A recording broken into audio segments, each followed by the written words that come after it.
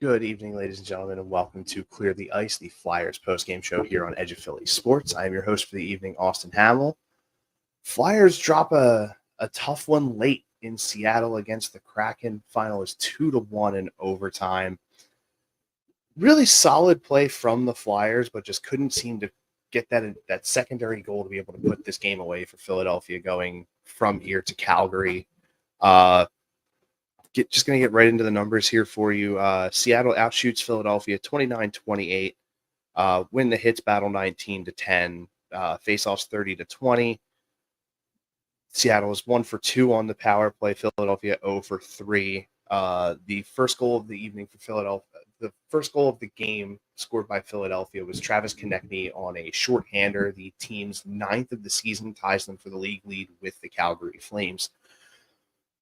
Like I said, this was just a game where it seemed like the Flyers couldn't just get that second goal to be able to put themselves into a better spot for a position to win. And it's, especially in a game where, you had John Tortorella coaching I think it was his 1500th career game. Sorry, I'm grabbing my water. Yeah, Tortorella coached in his 1500th career NHL game tonight.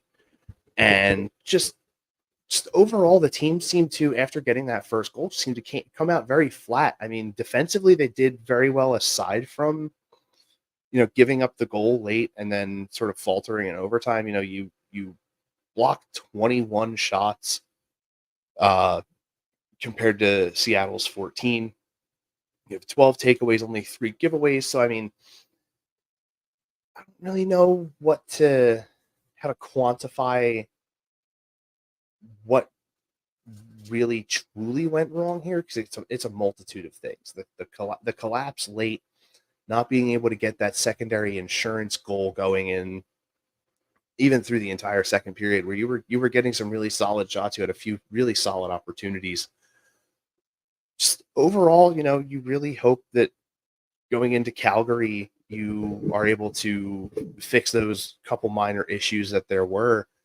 To give you the the information for the goal scorers in this game, Konechny's goal, his 17th of the season, the shorthander that I had mentioned, was assisted by Scott Lawton, his 13th assist of the year. Also Travis Sanheim, his 21st assist of the season. Nothing in the second period, and then at the 5:45 mark of the third, Vince Dunn scores on the power play, his 6th goal of the year. Assist there by Oliver Bjorkstrand, who I believe they said played in his 500th NHL game tonight. That's his 17th assist on the season, and the secondary assist by Wenberg, his 10th.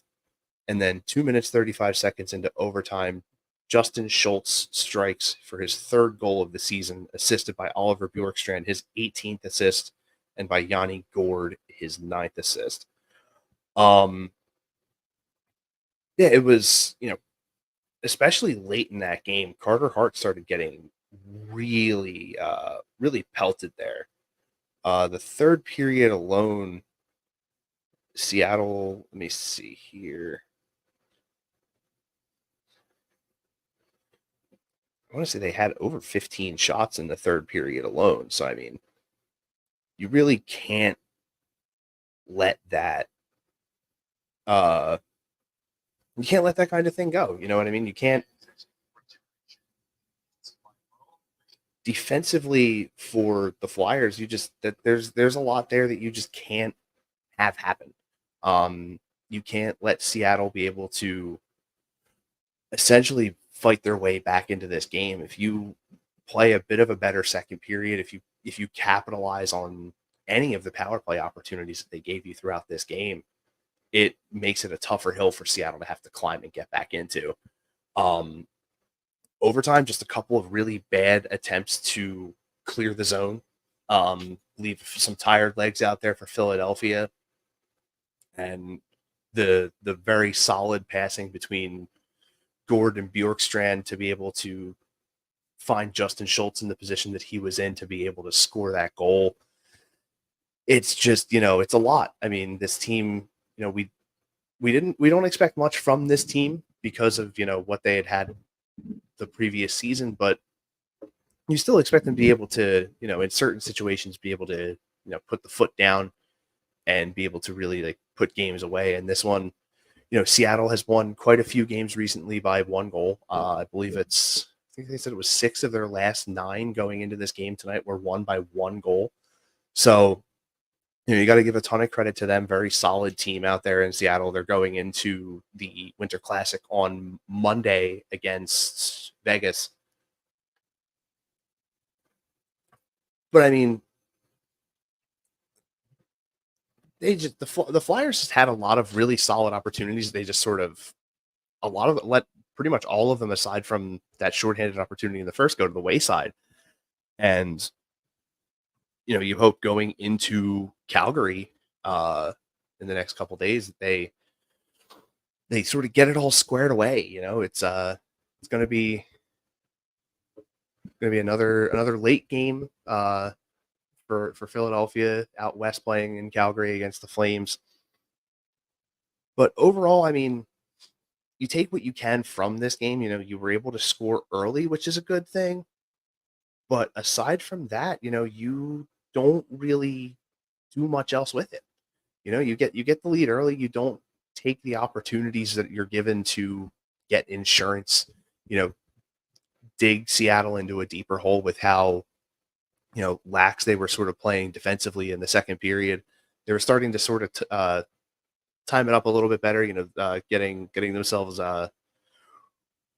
prepped for the push in the third period, and you really need to be able to take that away from them.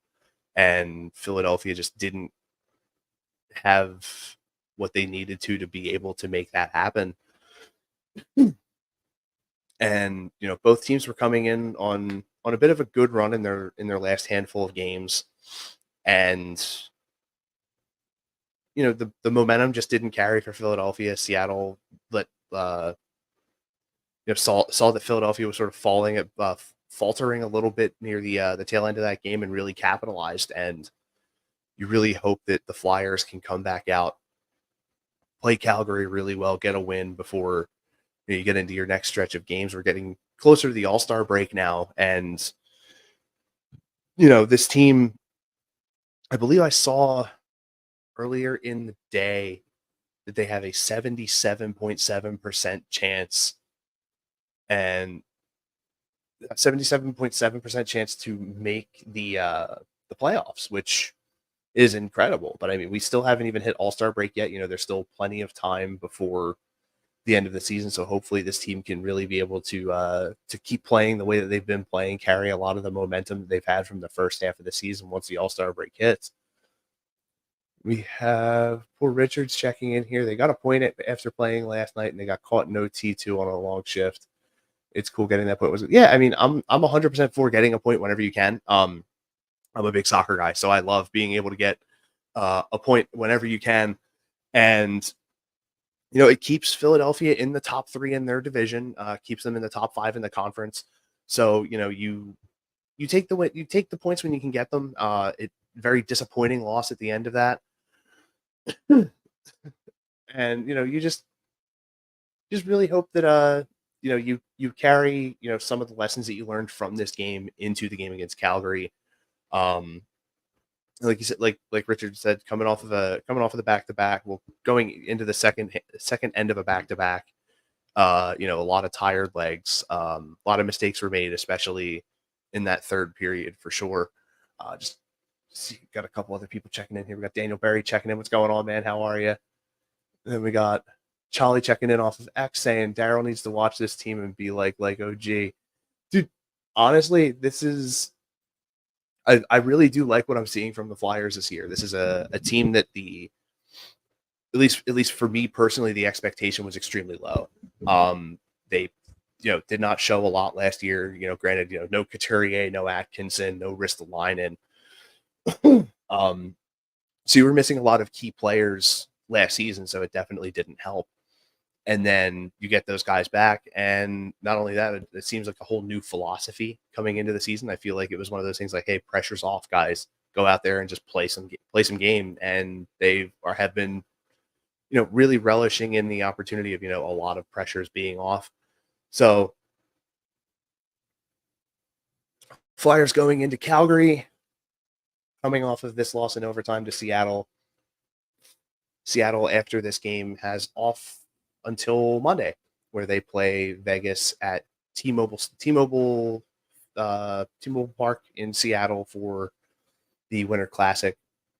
Which I just want to say, the jersey for the Seattle Kraken is beautiful for this Winter Classic. I'm not a huge fan of Vegas's jersey. It looks kind of forced. You know what I mean? Like they really tried their best to make a jersey look like it was supposed to be old. I feel like Seattle's was a lot more effortless, I guess you could say.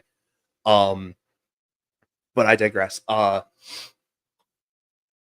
lot of credit going to the defensive end of this game for Philadelphia, even though they did get the loss. You know, like I said, 21 block shots in this game seems to be a bit of the philosophy that Tortorella is really pushing onto these guys. Is, put yourself in front of a lot of these shots, because the more you get these shots blocked, it's the less that you have to worry about with,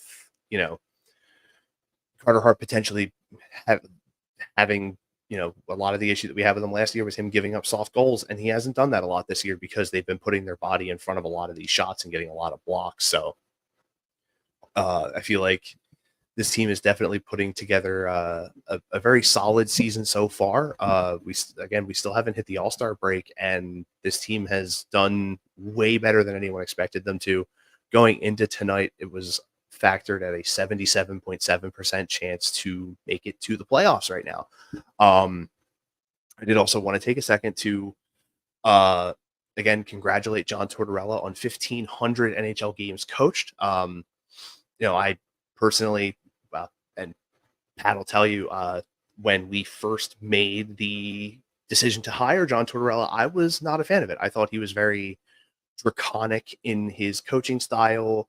I felt like the way he wanted to run a team in the NHL was not up to par with the way the style of play is now.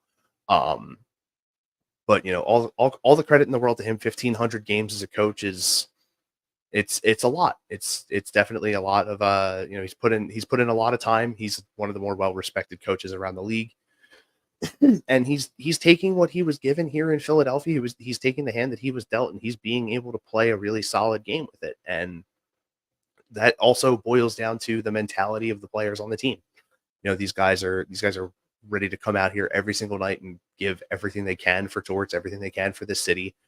And they're playing incredible hockey with very minimal expectation from the fan base to start the season. But us as Philadelphia fans know that one of the worst things that you can give us is hope. So I hope that that's not what's going to happen. They've been stringing together some really solid play. Guys like Sean Walker, Ryan Paling, Eric Zamula has been playing really well. And then, of course, the usual suspects, your Travis Konechny's, those kinds of guys have all been putting together really solid efforts every single night. The one name that I heard mentioned a lot throughout the game was Scott Laughton. He had a lot of really, really solid play throughout the night. You did early in the game get an opportunity for Couturier to make it a 2-goal game, and he definitely he put his best effort out there. He did, and I think it was